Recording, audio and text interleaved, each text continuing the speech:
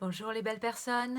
Si on parlait de bien-être, de bienveillance et d'affirmation positive au temps de la pandémie, du confinement, du déconfinement, en période de stress intense, on n'a jamais autant eu besoin de se sentir bien et de s'occuper de soi-même qu'en ce moment. Et la meilleure façon de se sentir bien, c'est de se recentrer sur ce qui est positif dans notre vie. Et l'utilisation des affirmations quotidiennes, toutes simples, comme un mantra qu'on répète plusieurs fois dans la journée, est la façon la plus simple, la plus efficace, la plus rapide d'apporter des changements positifs dans notre vie. Alors, je vais partager aujourd'hui une affirmation qui est particulièrement pertinente vu les circonstances, qui vient de mon oracle La magie est en vous, et qui dit aujourd'hui, je nourris mon corps, mon esprit et mon âme. Je vous montre la petite carte. Et je ne sais pas si vous l'avez remarqué, mais en ce moment, on n'a jamais eu autant besoin de prendre soin de soi, de tous les aspects de soi. Le corps, c'est évident, on s'en est rendu compte à cause de la pandémie, à cause du fait qu'il y a un danger très réel, très effrayant pour notre survie même, mais même les personnes qui n'en meurent pas peuvent avoir une expérience extrêmement négative, extrêmement sérieuse de la maladie et garder des séquelles toute leur vie. Donc on a besoin de rester fort, on a besoin de rester en pleine forme et jamais on a prêté une aussi grande attention à la façon dont on se nourrit, dont on essaie de s'hydrater au maximum. On s'est rendu compte que on fait de l'exercice plus tellement parce qu'on a envie de veiller à notre apparence, mais surtout parce qu'on a terriblement besoin de se défouler et de se vider la tête, et ça nous fait un bien fou. On s'est rendu compte qu'on est complètement épuisé souvent quand on est stressé comme ça tout le temps. Les personnes évidemment qui ont été en première ligne, qui ont lutté contre la maladie depuis le début, ont des raisons très très réelles d'être épuisées physiquement, mais même les autres, le stress nous fatigue et nous oblige vraiment à nous recentrer et à souffler régulièrement et à dormir beaucoup plus et à faire beaucoup plus attention à nous. Donc finalement, cette pandémie nous oblige à vraiment reprendre conscience du fait qu'on a nos limites. Et notre corps est fragile, il est précieux et il n'a jamais été aussi important de veiller sur lui. Et le nourrir, ça veut dire lui donner les bons aliments. Ça ne veut pas forcément dire les aliments qui nous font moins plaisir. On peut très bien manger sain et se faire plaisir en même temps. Il faut simplement y apporter un petit peu plus d'attention que d'habitude. Et ça tombe bien, beaucoup de gens ont plus de temps pour ça aussi, dans ces nouvelles circonstances.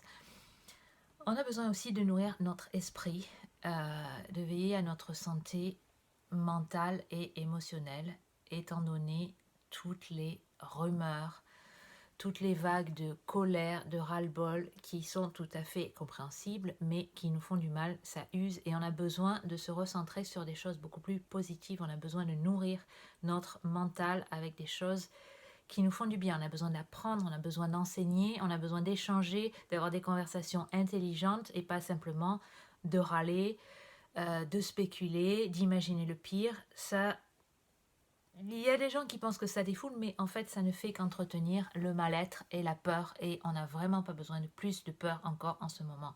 On a besoin de lire des choses qui nous apprennent quelque chose de nouveau. On a besoin de regarder des émissions ou des films, des programmes qui nous font rire ou qui nous apprennent des choses aussi, ou qui nous font simplement passer un bon moment, qui nous font pleurer pour des raisons fictives et pas sur nous-mêmes.